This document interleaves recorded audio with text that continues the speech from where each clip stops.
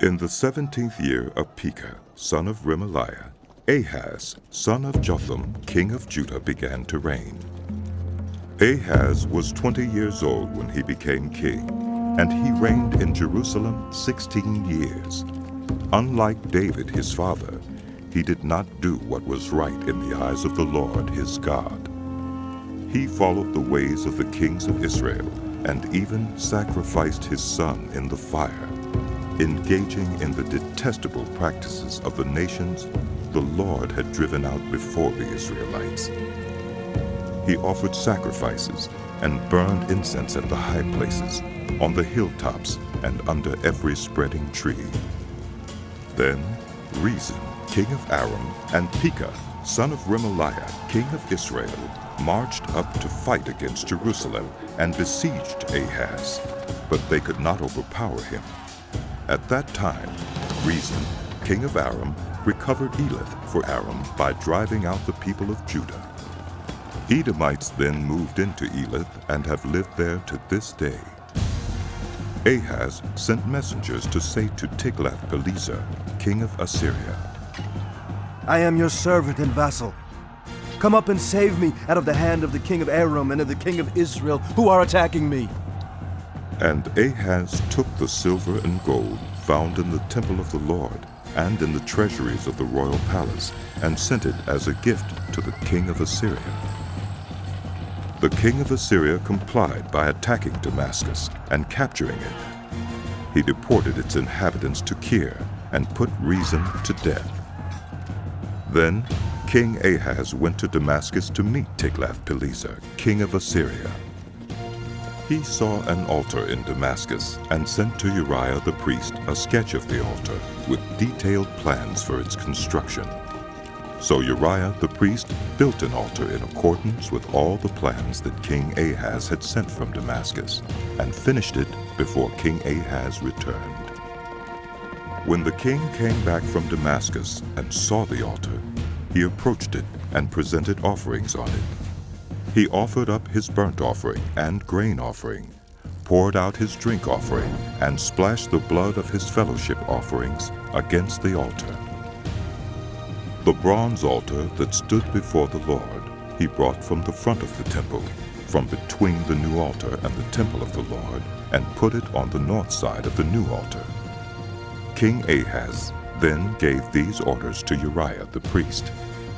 On the large new altar, offer the morning burnt offering and the evening grain offering, the king's burnt offering and his grain offering, and the burnt offering of all the people of the land, and their grain offering and their drink offering. Splash against this altar the blood of all the burnt offerings and sacrifices. But I will use the bronze altar for seeking guidance. And Uriah the priest did just as King Ahaz had ordered. King Ahaz cut off the side panels and removed the basins from the movable stands. He removed the sea from the bronze bulls that supported it, and set it on a stone base. He took away the Sabbath canopy that had been built at the temple, and removed the royal entryway outside the temple of the Lord, in deference to the king of Assyria.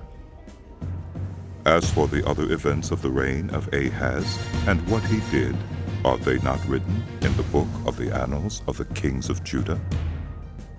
Ahaz rested with his ancestors, and was buried with them in the city of David, and Hezekiah his son succeeded him as king. In the 12th year of Ahaz, king of Judah, Hoshea, son of Elah, became king of Israel in Samaria, and he reigned 9 years. He did evil in the eyes of the Lord, but not like the kings of Israel who preceded him. Shalmaneser, king of Assyria, came up to attack Hoshea, who had been Shalmaneser's vassal and had paid him tribute. But the king of Assyria discovered that Hoshea was a traitor, for he had sent envoys to So, king of Egypt, and he no longer paid tribute to the king of Assyria, as he had done year by year. Therefore Shalmaneser seized him and put him in prison. The king of Assyria invaded the entire land, marched against Samaria, and laid siege to it for 3 years. In the 9th year of Hoshea, the king of Assyria captured Samaria and deported the Israelites to Assyria. He settled them in Halah in Gozan, on the harbor river, and in the towns of the Medes. All this took place because the Israelites had sinned against the Lord their God, who had brought them up out of Egypt from under the power of Pharaoh, king of Egypt. They worshipped other gods and followed the practices of the nations the Lord had driven out before them, as well as the practices that the kings of Israel had introduced. The Israelites secretly did things against the Lord their God that were not right.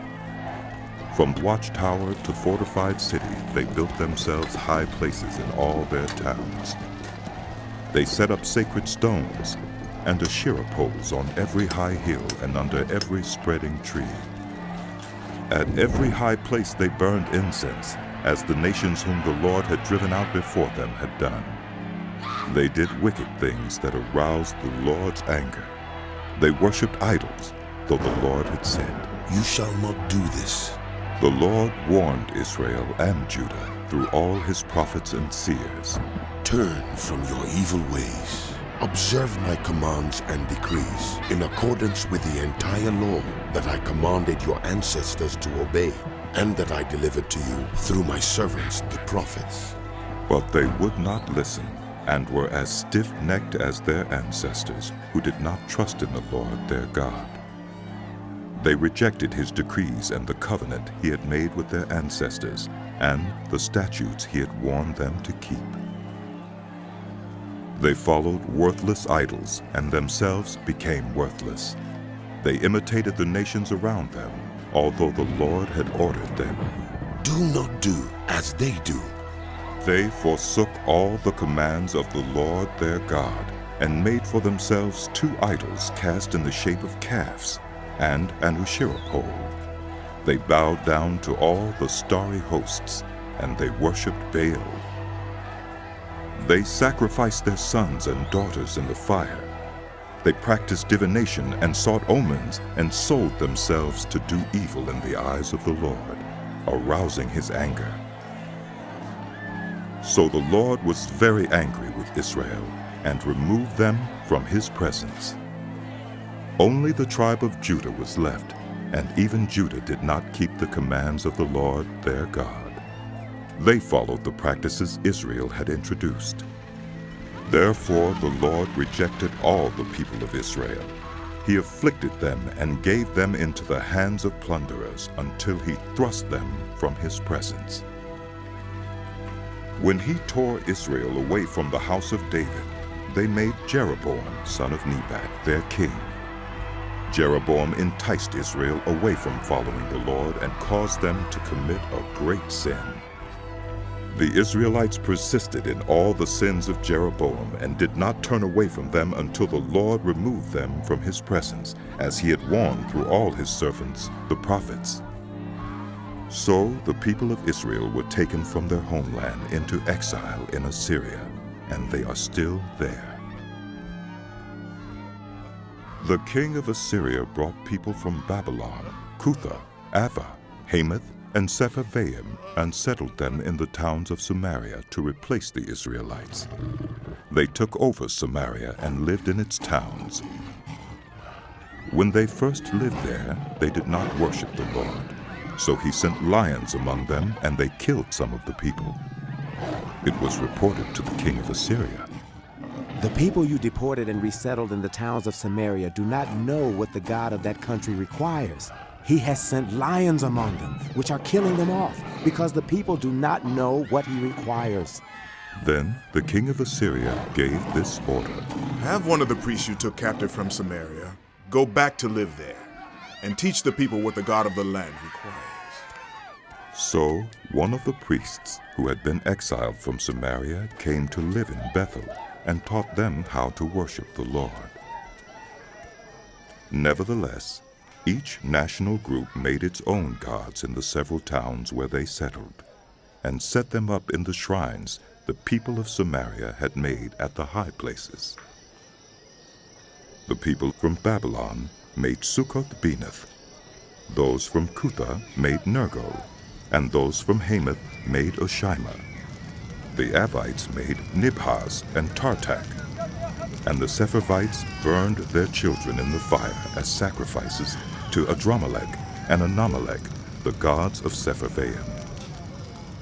They worshipped the Lord, but they also appointed all sorts of their own people to officiate for them as priests in the shrines at the high places. They worshipped the Lord, but they also served their own gods in accordance with the customs of the nations from which they had been brought. To this day they persist in their former practices. They neither worship the Lord nor adhere to the decrees and regulations, the laws and commands that the Lord gave the descendants of Jacob, whom he named Israel. When the Lord made a covenant with the Israelites, he commanded them, Do not worship any other gods, or bow down to them, serve them, or sacrifice to them. But the Lord who brought you up out of Egypt with mighty power and outstretched arm is the one you must worship. To him you shall bow down, and to him offer sacrifices. You must always be careful to keep the decrees and regulations, the laws and commands he wrote for you. Do not worship other gods. Do not forget the covenant I have made with you, and do not worship other gods. Rather, worship the Lord your God. It is he who will deliver you from the hand of all your enemies. They would not listen, however, but persisted in their former practices. Even while these people were worshiping the Lord, they were serving their idols. To this day, their children and grandchildren continue to do as their ancestors did.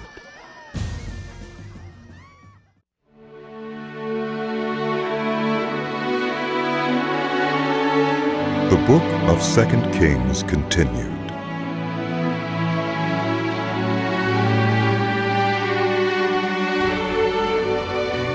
In the 3rd year of Hoshea, son of Elah, king of Israel, Hezekiah, son of Ahaz, king of Judah, began to reign.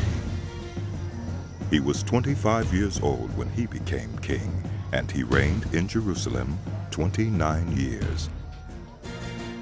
His mother's name was Abijah, daughter of Zechariah. He did what was right in the eyes of the Lord, just as his father David had done. He removed the high places, smashed the sacred stones, and cut down the Asherah poles. He broke into pieces the bronze snake Moses had made, for up to that time the Israelites had been burning incense to it. It was called Nehushtan. Hezekiah trusted in the Lord, the God of Israel. There was no one like him among all the kings of Judah, either before him or after him. He held fast to the Lord and did not cease to follow him. He kept the commands the Lord had given Moses. And the Lord was with him.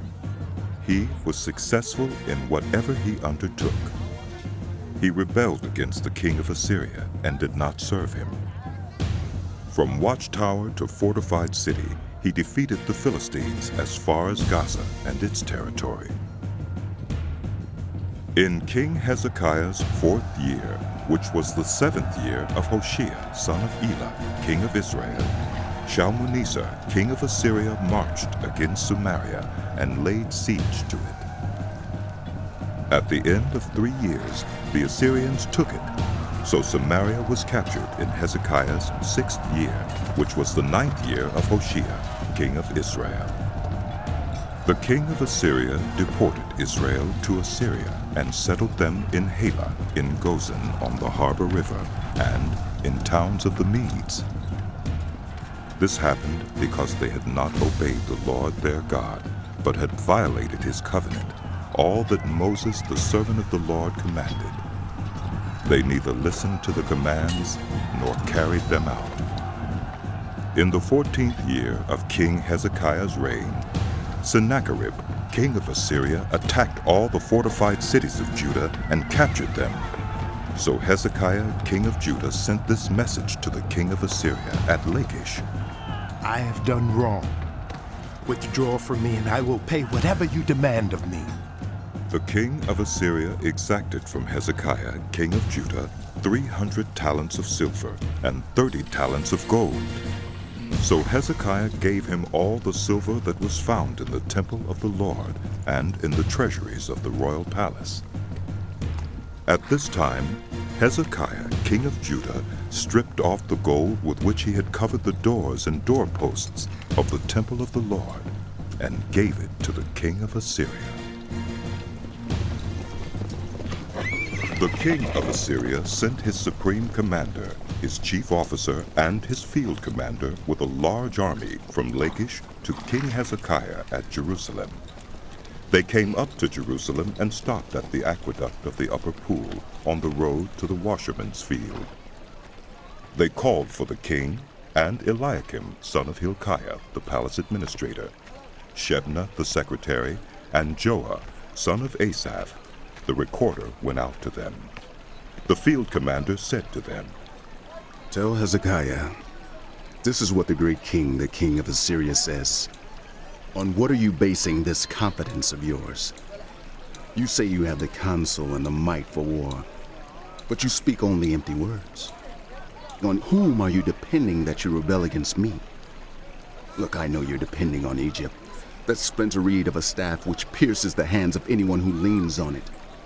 Such is Pharaoh, king of Egypt, to all who depend on him. But if you say to me, we are depending on the Lord our God, isn't he the one whose high places and altars Hezekiah removed, saying to Judah and Jerusalem, you must worship before this altar in Jerusalem? Come now, make a bargain with my master, the king of Assyria. I will give you 2,000 horses if you can put riders on them. How can you repulse one officer of the least of my master's officials, even though you are depending on Egypt for chariots and horsemen? Furthermore, have I come to attack and destroy this place without word from the Lord?